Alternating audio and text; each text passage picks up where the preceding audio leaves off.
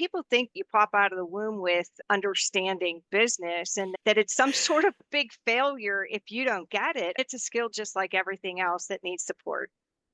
So true. I'm excited to find out that you are a Profit First Pro. That book, if you haven't read Profit First by Mike Michalowicz, that just stop whatever you're reading, read that first, and go back to whatever you were reading before. Mhm. That method literally saved my business a few years ago.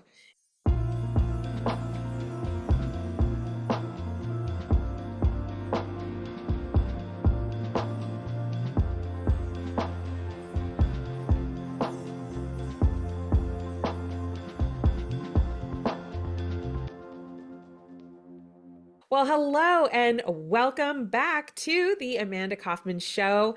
We're continuing our series on coaches that don't suck. I am excited to invite a fellow CHPC certified high performance coach, Shelly Oswald, to the show. Hello, Shelly. How are you? I'm good. Hi, Amanda. So good to have you. Why don't you take 30 seconds and introduce yourself to the listeners so that they have an idea of what it is that you do? Sure. I'm a business coach and I focus on solopreneurs. I help them understand the business side of business because that's usually, there's so many opportunities out there for marketing and for getting skills, but there's not much on the business side of business. So that's me. Help help us unpack that. When you say the business side of business, what do you mean exactly by that? I would say the financial aspects, there are certain tech tools that I work with. So Shopify is one of the big ones. I'm a QuickBooks Online Pro advisor. I had studied and had been certified as a Profit First professional. Oh, I was cool. also a pumpkin plan strategist. And having 35 years of business experience with both brick and mortar and online, there's just so many things that people think you pop out of the womb with understanding business and that it's some sort of big failure if you don't get it. It's a skill just like everything else that needs support. So true. I'm excited to find out that you are a Profit First Pro. That book, if you haven't read Profit First by Mike Michalowicz, that just stop whatever you're reading, read that first, and go back to whatever you were reading before. Hmm. That method literally saved my business a few years ago. It's just like you said, there's so much emphasis and in the marketplace, it's both being marketed and consumers are consuming all this like marketing training and sales training. My mission is to help entrepreneurs build a financially healthy business that they Hmm. actually love doing. So I'm really excited about how you're doing that. So, Shelly, I'm really curious what compelled you into wanting to become a coach that focuses on these things in the first place? You mentioned you had a lot of years of experience, but you could have pivoted, you could have gone another direction. Why do this? I've pivoted several different times throughout my life. I was really fortunate, and the more I go into my journey, the more I understand how fortunate I was. I was raised in a family of entrepreneurs. My great grandmother and great grandfather, they were the ultimate entrepreneurs that pivoted throughout, the early 1900s and through the depression and grew the business. My great grandmother was a large force in my life. I spent a lot of time with her. My grandmother, her daughter, had a beauty shop. My mother, she had done different things with horses and dogs, showing dogs and racing horses. My dad was an accountant and ran the family business for my great grandmother. Having been raised and I realized that a lot of people aren't fortunate enough to have that understanding. I had to gain skills to step up when I needed into the family business, which my husband and I ultimately purchased from my great grandmother. For me to be able to do that, it took skills. Now, getting to this stage of my life, it's time for me to give back. Yeah, that's really cool. My great grandmother was actually a businesswoman as well. She ran a school that was established in the early 1900s. She was one of the top students at that school, and the previous owner sold it to her. She ran it from the 1940s through the 1980s. Mhm. And you don't hear too often about Uh, great grandmothers in business. So that's kind mhm. of a cool thing we have in common. That's really neat. That really is. And it's just, powerful women because it seems like that's something that's a new thing, but in reality, it's not, you know. Yeah, I would say maybe not a common thing, but definitely not a new thing. I remember even as I was coming up in my career really did shift quite a bit as soon as I got married. And it wasn't because I was necessarily the one shifting it. It was the observation of those around me. It's like, oh, she's married now. She's going to have kids anytime now. Oh, she has kids. There's a really great book, and Mistake by Leslie Bennett. And she talks about how women are offered so many off ramps financially, like that. Oh, it's okay. You got married. Oh, it's okay. You've got kids. Oh, it's okay. It's okay. And there's just like all these temptations for off ramps Mhm. to your financial future. And, that book really impacted me. So I'm actually really curious when you're working with solopreneurs, what do you see as the top thing people are really focused on lately in terms of wanting to have more success? Like, I'm hearing a lot of overwhelm in general from people that Mhm. I'm helping, but what are you hearing on the ground? Yeah, it's the overwhelm and not having any systems and processes in order, and everything's just a big scramble. So, that's probably the big key, getting a rhythm in order, not having a calendar, not having any kind of a system or a process to anything from email and automations through bookkeeping the whole way through. Yeah, it sounds like there's some high performing habits that could really help a lot of these folks. I am actually really curious about this because I see the same thing in my space. I help a lot of online entrepreneurs. I have some theories, but I'm really curious about your take. What is it that leads people to avoid creating systems in the first place? How do they get to this place where every day is a new fire drill, every day is really high anxiety, but like they clearly have a level of success, otherwise they wouldn't be able to hire you. So what do you think? Think that when they get to the point when they're ready to hire me is the fact that they have realized that they need to get something has to give.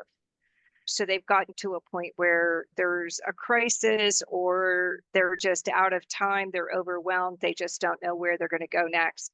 So I think that people get to that because it's like with any business, most people get into that business because they're good at what they do or they have a skill. There's a lot of that within, especially like the online coaching space, that promotes you have a skill, anybody can do an online course. Yes, but there's things that go with that. It's not just marketing, it's not just finding people. You start by raising awareness and spending your time trying to get clients. By the time you get clients, you have to build a system. It's always a catch up instead of saying, okay, these things are going to come at me in the future. I'm going to prepare for them while things are slower. While I'm looking to start building, I'm going to start understanding how to record my transactions in QuickBooks and have basic financials. I'm going to get my emails in order. I'm going to figure out and understand how to do a calendar. I think that there's just not enough discussion about being proactive about business skills. There's Yeah. so much about the marketing and you can do it, but not enough about the business skills. Yeah, and I think my experience has been as well. A lot of people are just very intimidated by all of it.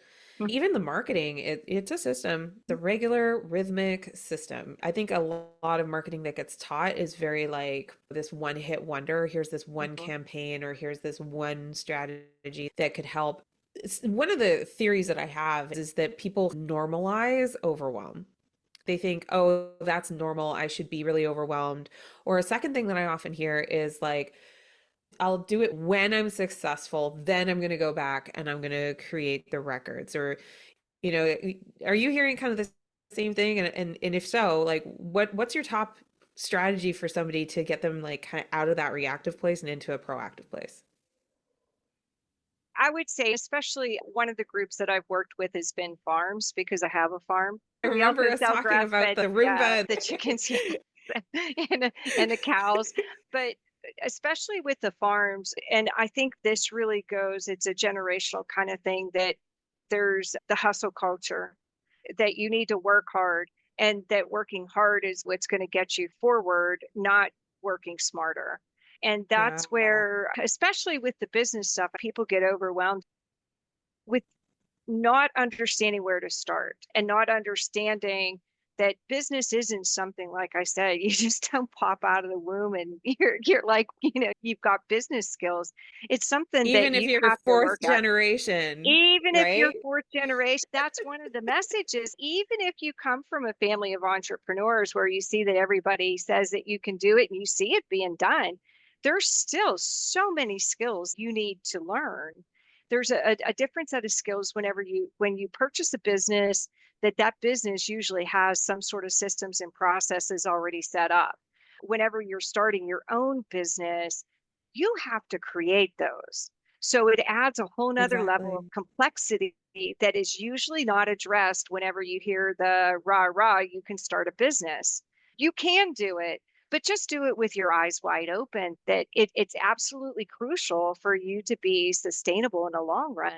It's absolutely crucial for you to get those basic business skills and get those systems and processes in order. It's so much more than marketing and being good at what you do. I'm really curious, Shelly, what role has coaching played for you in your journey? Okay, well, the coaching is actually a little bit newer part of my journey. Consulting has been more of it up until this point. So coaching was a very big pivot for me because I realized that I didn't want to do the work for anybody anymore, which was the consulting. I wanted to empower people to be able to do the work on their own. I Oh, felt yeah. that I was taking the responsibility, and also I realized that I was taking the responsibility and I was also, not empowering people. I was actually disempowering them by doing it for them. When I came to that realization, it became a pivot to a different place. I love that. I love how you're like thinking in the long term about what's good for the client. It's interesting you bring that up because I had a 10-year consulting background as well. I found that the coaching skills really help people take all of the process documentation we did, all the tools we did, all the tech that we did, and it helped them own their own implementation for their own good of what they wanted to do because I was Hmm. shifting how I was communicating and managing with Hmm. change, that it was more left in their court, right? Oh, So absolutely. that's really cool. So what have you found to be maybe some of the surprises along the way as you've brought coaching into the fold? Has it gone completely exactly as you thought it would, or have there been any surprises? At this point in time, it's been pretty much as I expected. I feel so much better about watching my clients' progress. It's just been really fulfilling in that respect. That's really cool. So, Shelly, I love asking this in this segment is what are the three things that you think help a coach not to suck?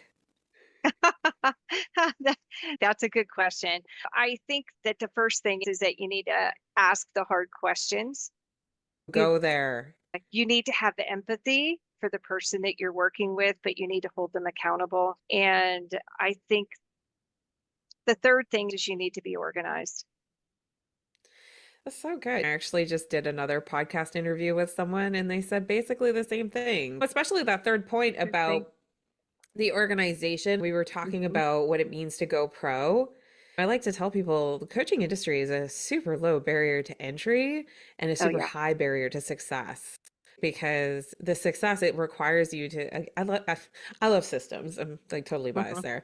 But, even with marketing and sales, one of the big costly lessons I've learned is you can have the best marketing in the world, but if you don't have a great system for relational follow-up that is authentic and really connected and, helpful, then it doesn't really matter what you do in regard to marketing.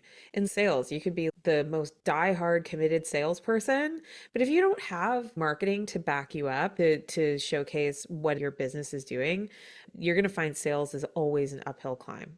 The trouble I got into, I thought I made it back in 2018. I was selling at a high level and I had all these clients and they were amazing and I was having this awesome experience.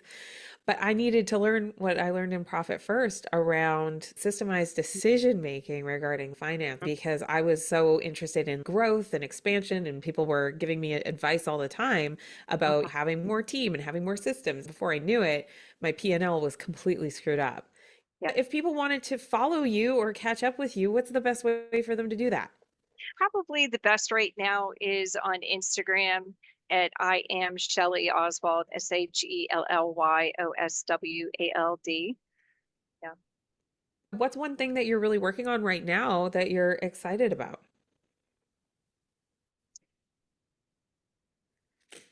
My app, my Kajabi app. Tell us about this Oh app yeah. before we go. Yeah, Oh yeah. what are you Yeah. building? Okay, so on Kajabi, you can have a custom branded app, and Yeah. it makes the integration between community and the courses very easy because everything's on that app. So you can listen to everything on the go. You can actually communicate through the community right from the app. For me, I find that social media is like a huge time suck. So the least amount of time I can spend there is better whenever you have to remember all these different logins in order to go in to participate in a community. I've found that that's been a challenge. I'm in the middle of building that right now. I've got my Google developer's license, my Apple developer's license, and I'm putting the test course on. Hopefully within a month or so, that'll be launched. That sounds like a really good enhancement for your community. Thank you. Mhm. Well, listener, thank you so much for joining us for another episode. Do us a favor, go ahead and leave a 5-star review along with what you loved about it and subscribe so you don't miss the next one. If you've got a friend or two who is in the midst of business building, forward this episode to them so they can get some ideas and insights on how to get unstuck. We'll see you next time.